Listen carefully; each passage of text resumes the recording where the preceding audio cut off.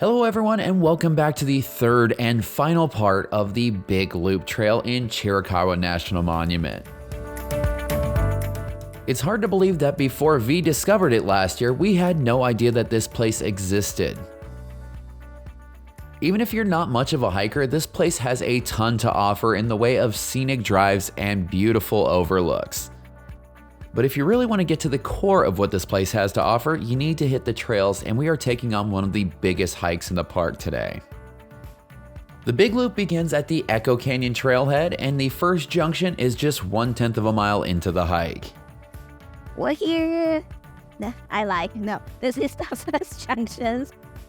So for the Big Loop, you have two options. You can either go left, go toward the 𝐻𝐿𝐼 Trail Inspirations 𝐻𝐿𝐼𝐒 first, or you can go right, and that would lead you over to Echo Canyon Grotto, Echo Canyon Trail, so right or left.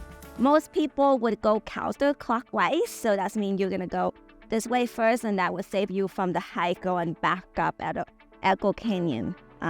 We're actually gonna go left first, so we go this way clockwise first, because we like to punish ourselves. No, not. But yeah, we're gonna go left first. But we recommend you to go right. Either way, it's up to you.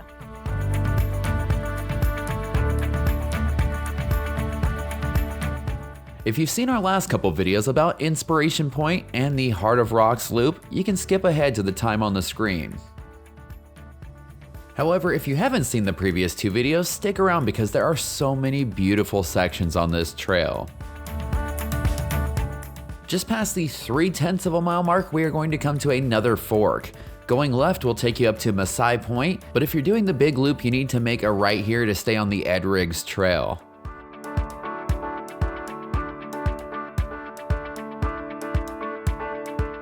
We are now about half a mile into the hike, and we are starting to become completely surrounded by the Rhyolite hoodoos.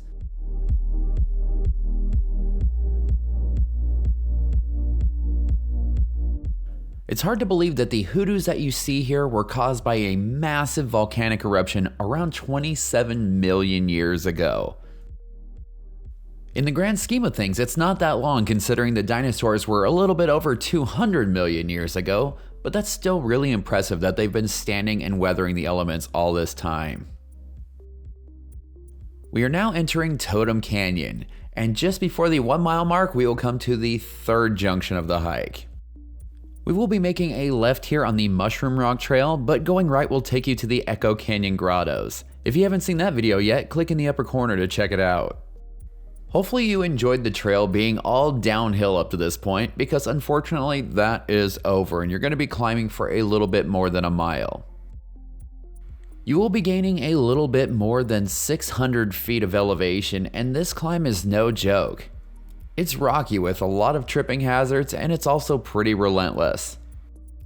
But eventually, after climbing for what feels like a small eternity, you will come to the junction for Inspiration Point. If you haven't seen that video yet, feel free to click in the upper corner right now. Since we covered it in a previous video though, we are going to continue on towards the Heart of Rocks Loop. Thankfully, after you pass the junction, the trail will mellow out and you are done climbing. For now.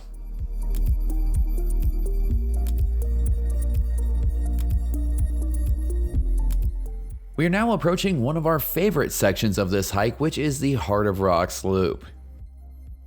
Even if you don't hike the loop, you will still get to enjoy views like this, but I definitely think that if you have time, it is well worth the effort. From the junction to Inspiration Point to the beginning of the Heart of Rocks Loop, it is just a little bit over a mile. So unless you're taking a lot of pictures like we do, or you're very slow hikers like we are, you should be there pretty quick. Here's another junction. So after that beautiful rock garden, we came up to this little junction here. And if you watched our last video, you know that if we go right, we're gonna go to the Heart of Rocks Loop trails, and it's gonna loop back, and then from there we're gonna continue on to the Big Loop. For this video, we're gonna show you how to do the whole Big Loop. So we're gonna go left this way. If you want to see this whole little section here, you can watch that video from the last week, I believe. Yeah, last week. Sorry, so many videos. So yeah, I watched this part from the last video, and today we're gonna do the main big loop. So we're gonna skip that for now.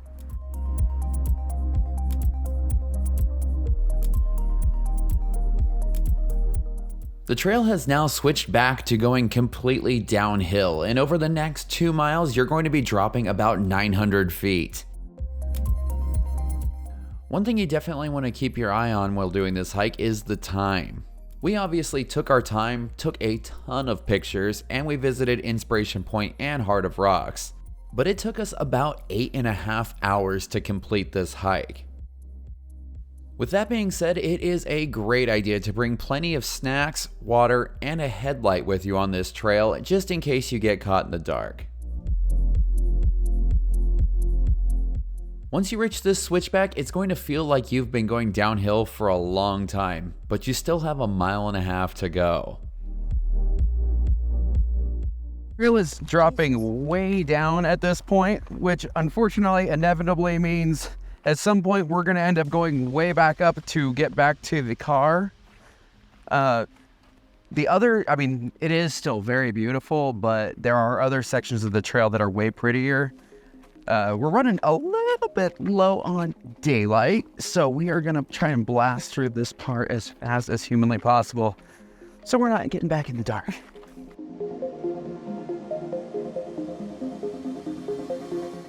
Of course, just when I think that this part of the trail is not all that beautiful, the view started to open up on the right side and we got our first looks at Sarah Deming Canyon.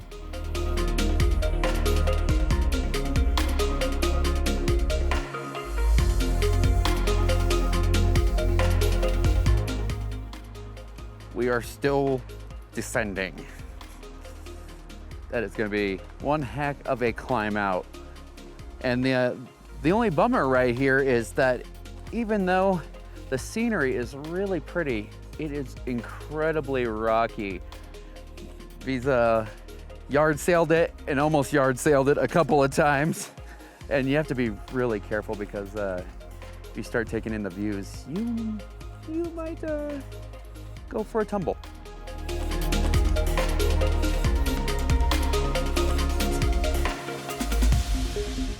As the trail continued to drop down, we found ourselves in more densely wooded areas. The sun had already started to drop behind the mountains, so it wasn't going to do us much good, but if you're doing the loop in the other direction like most people do, this might give you a little bit of shade.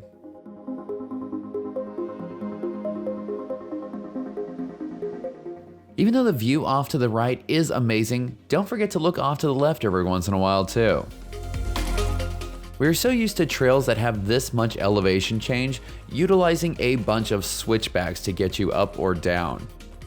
But here there's just straightaways that disappear way off in the distance. As you can see, we now are almost all the way down to the bottom of the canyon after coming from somewhere way up here. The trail has now curved off to the left and dropped us directly into Sarah Deming Canyon, and you can also see Echo Canyon off in the distance. This is where we will be coming to yet another junction. Luckily, all of the turns on this trail are really well marked. Alright, so as you can see, we came up to another junction. So many freaking junctions, right? So the way we came from, that would take you to go back to my side point, Heart of Rocks, Inspiration Points. We came from that way, so we're not going that way. If you go straight this way, you wanna that way. So that would take you to the lower Rhyolite Trail, I believe. I'm not sure if I said it correctly, and the visitor center. So you see the trailhead at the visitor center. But to complete our big loop, oh my god, it's so windy right now. I hope you can hear me. But if we could complete our big loop and then take us back to the Echo Canyon, we're actually going this way. You can see the size here for upper Rhyolite, Rhyolite, yeah, I'd say so. Trails, Echo Canyon trails, house style. So we're actually going back to Echo Canyon parking. It's going to be about 2.8 miles from this point back to the parking lot. So, ready to go? I think it's uphill most of the way, so I'm not looking forward to it. It is definitely easy to see where this trail gets its hard rating from. All Trails says that it takes people an average of 4 hours and 11 minutes to complete this trail, but I can't imagine having either the stamina or the willingness to rush past these surroundings to hit a time like that. If you have any knee problems at all, I would highly recommend bringing hiking poles. Between all of the downhills, the uneven surfaces, and all the navigating around boulders down at this bottom section, your knees are gonna thank you.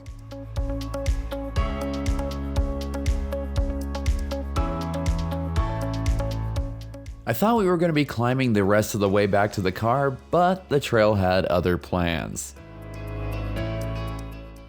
Just when you feel like you're making some real progress climbing, the trail drops back down again.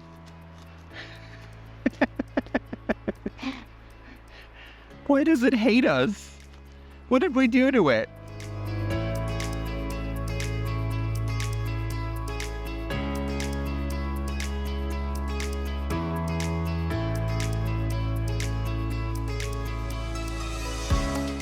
At this point, all of the fun and games are over, and it's time to begin that actual climb up to the top.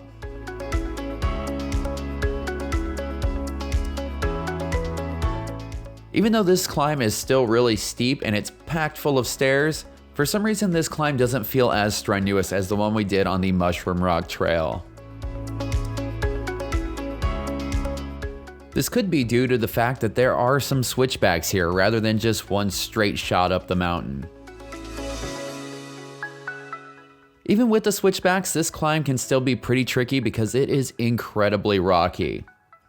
As I always say, good shoes are very important for this hike, but even good shoes aren't going to keep you from tripping or rolling your ankle in a rock, so be careful out there. The good thing about all of the elevation that we've been gaining is now we can see over the tops of the trees and we have a beautiful view developing on the left side.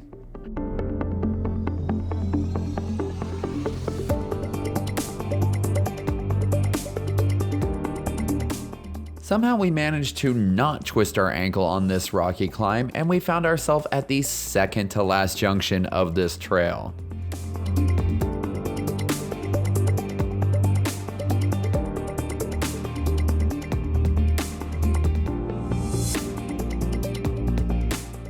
I don't know if you can see the sign. We're actually, so at that junction, we're actually gonna go left and follow the Echo Canyon trails. So this would take us to the parking lot, and then you're gonna go past Echo Canyon Grotto, which is a really cool area. It's 1.6 miles uphill. So to the parking lot, that's where we're gonna be, 1.6 miles. And then it's also gonna take you, if you park at the Masai Point trail, it's gonna take you to that way as well. So I'm gonna go this way. As you can tell, V was pretty happy at this point, because after the junction, the steepness comes down quite a bit. We were about 8.2 miles into our hike, counting Inspiration Point and the Heart of Rocks loop. And even though we were nowhere near done climbing, this was a nice little break before we got back to the action. We are now officially on the Echo Canyon Trail, and we've taken the longest possible route to get to the Echo Canyon Grottoes, which you may remember from our video a couple weeks back.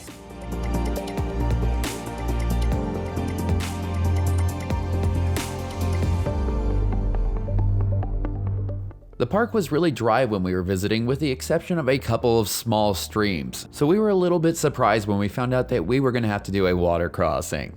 It was nothing sketchy at all, and there was this perfect little rock bridge to help us get across. But if the water level was much higher, it could be just a little bit on the tricky side to get through. As hard as we try to capture the full beauty of the places that we visit, it's just hard to do justice for the landscapes that you will experience here. This place is absolutely surreal. And the craziest thing is that unlike national parks, national monuments are actually free to visit. This part of the trail is really fun. You'll be making your way through several slot canyons that have little windows on the sides giving you peeks out over the hoodoos. The hardest part of this hike is now behind us. There are still some sections where we will be climbing, but it's nowhere near as steep as anything that we've already been through. The second slot canyon that you'll come to on the way to the Echo Canyon Grottoes is known as Wall Street. With its towering, almost flat walls, I don't think it's hard to figure out where it got its name from.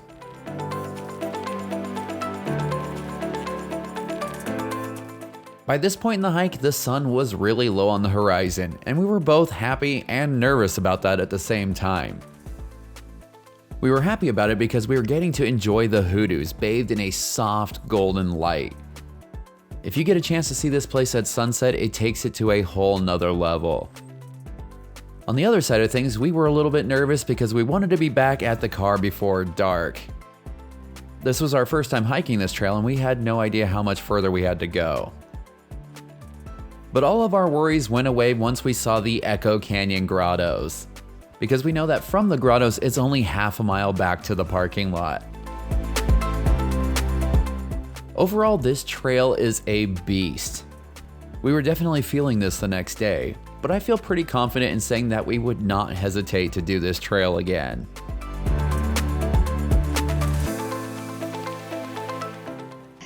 We're here. Well, kinda. So remember that first junctions when you come by where it's split into the loop, where if you go right you go to the grotto, and if you go left, we went to the Edric's trails and all that stuff. So we're back to the junction.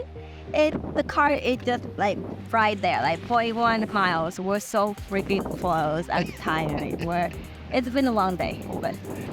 And we for some reason like to really run it close to dark. It seems like we're always finishing in the dark practically. So you can see, sun's gone, but just enough daylight to find the car. And then I guess we'll just do our closing now since we have you here. Yeah. And seriously, like the car is just right there. Yes. Anyway, so we're finished with our Big Blue. How was that? What do you think? Tiring, but at the same time, this park has so much more to offer than I would have ever guessed. Like, I just kind of thought it was gonna be like, okay, that was mind-blowing. Beautiful. It's beautiful, and I stand corrected when up going clockwise instead of counterclockwise, because my knees hurt going downhill, so that wasn't bad going back uphill, and then I don't like the rocks, the slipping and sliding, so that wasn't that bad. And then you finish up with this beautiful scenery, so that was a big kick for us. That was awesome. You'd seeing all this beautiful stuff, and then at the end you're like, oh shoot, there's more. It definitely had a grand finale that we weren't expecting. So Big Loop, you have to do this. It is the only you can do one trail in the park. This is it. This is the way. Wait, are we gonna get sued by All right, can't scratch that. I'm gonna get to the car because I'm hungry and my feet hurt. So yes, and we've got a couple more videos coming up that we are shooting over the next couple of days. So stay tuned for that. And if you enjoyed this, don't forget, hit that thumbs up, subscribe, because we have an insane amount of material coming your way. It's crazy. So it's Whitney. She's about to blow off a cliff, so we're gonna get going. All right, see ya.